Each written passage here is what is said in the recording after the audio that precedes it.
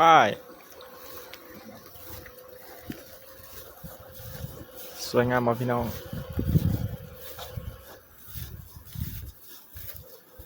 โอ้ยทาง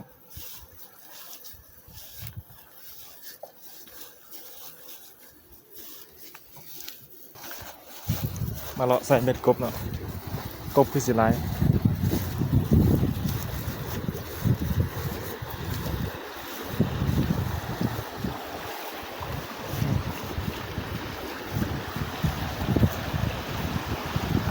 แต่เขาก็มี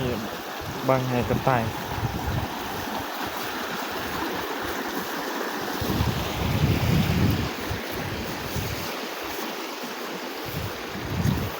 โอ้นี่คือเส้นทางย่างเข้าไปแล้วใส่ซุ้มความลำบากก็จะประมาณนี้แต่ว่ามีธรรมศาสตร์ที่สวยงาม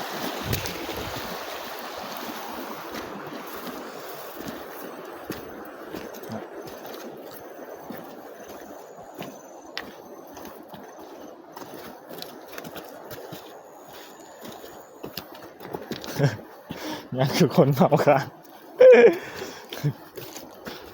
ยางก็ยางกับคนเมา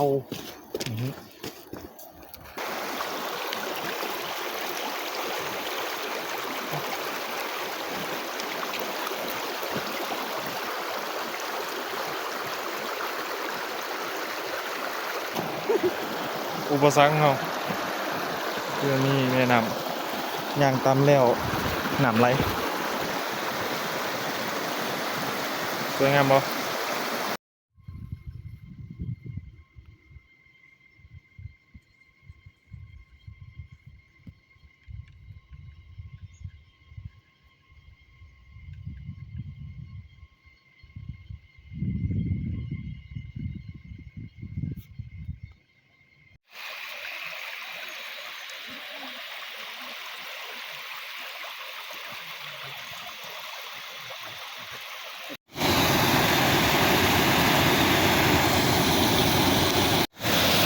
ไปซื้อเลยซื้อเลยซื้อเลย